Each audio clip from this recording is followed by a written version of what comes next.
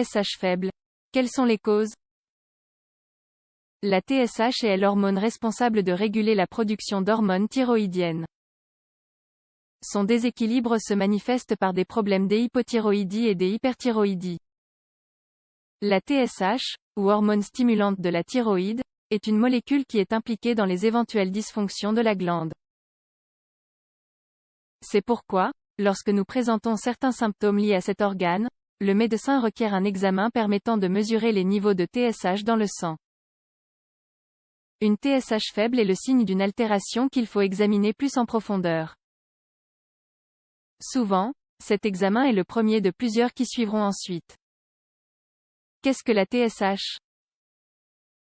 La TSH est également appelée hormone stimulante de la thyroïde, ou techniquement thyrotropine.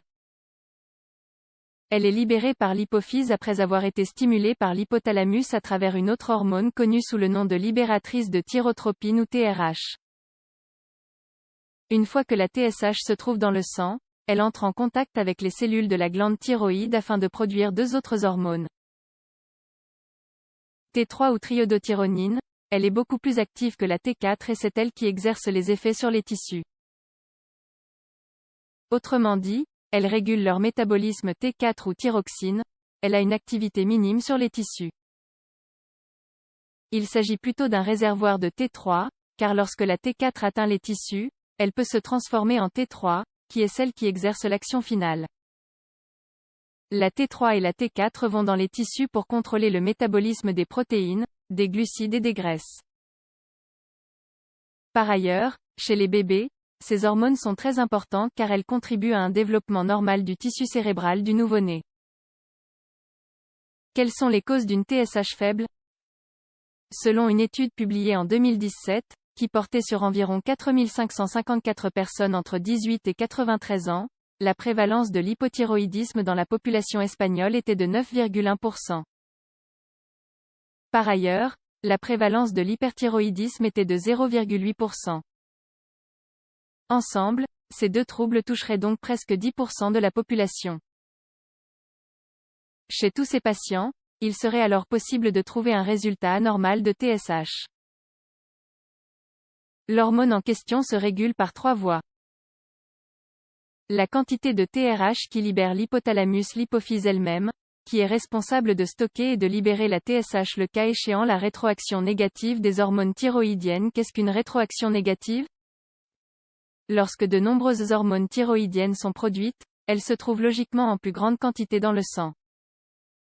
L'hypothalamus et l'hypophyse détectent cette élévation et réduisent leur production de TRH et de TSH. C'est ce que l'on appelle une rétroaction négative. Autrement dit, les hormones elles-mêmes se régulent afin d'avoir des niveaux stables dans le sang qui ne soient pas trop élevés. Si ce mécanisme n'existait pas, nous serions constamment en hyperthyroïdisme ou en hypothyroïdisme. Niveau de TSH dans le sang. Les niveaux normaux de TSH dans le sang se situent entre 0,4 et 4 μ/L. S'ils sont supérieurs ou inférieurs à ces valeurs, cela signifie qu'il y a un dysfonctionnement de la thyroïde. Plus concrètement, une TSH faible signifie qu'il y a tellement de T3 et de T4 dans le sang qu'elle réalise une rétroaction négative sur l'hypophyse, empêchant alors la production. En général, ce scénario implique une hyperthyroïdie. Il existe également une TSH faible due à une hypothyroïdie secondaire. Cela se produit lorsqu'il y a un dysfonctionnement de l'hypophyse. Soit parce qu'une partie de cette glande est détruite, soit parce que quelque chose l'empêche de fonctionner correctement, comme une tumeur cérébrale. Enfin, l'hypothyroïdie tertiaire peut aussi être responsable.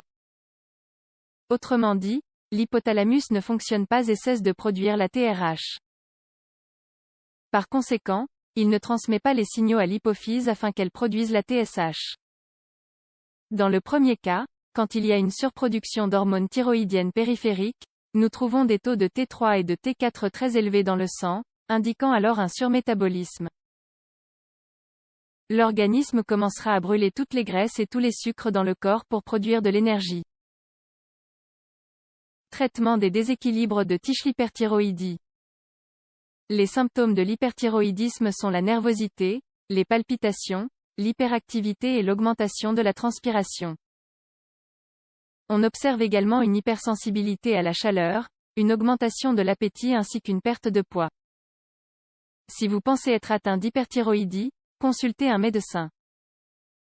Il effectuera des analyses sanguines de la TSH, de la T3 et de la T4. Au cas où le taux de TSH est faible et que celui des hormones thyroïdiennes est élevé, le diagnostic d'hyperthyroïdie sera confirmé.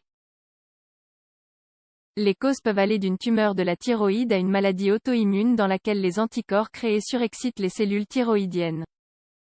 Il existe des médicaments qui réduisent et contrôlent les symptômes.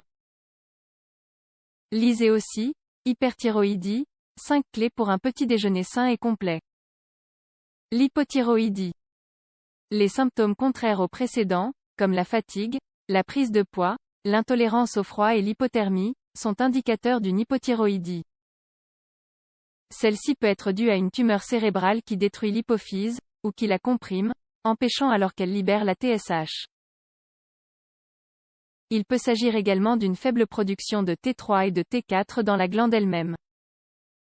Enfin, une TSH faible dans le contexte de l'hypothyroïdie révèle un problème plus grave, lié à la destruction de l'hypophyse. En revanche, si la TSH est normale ou élevée, la suspicion se porte sur la glande thyroïde.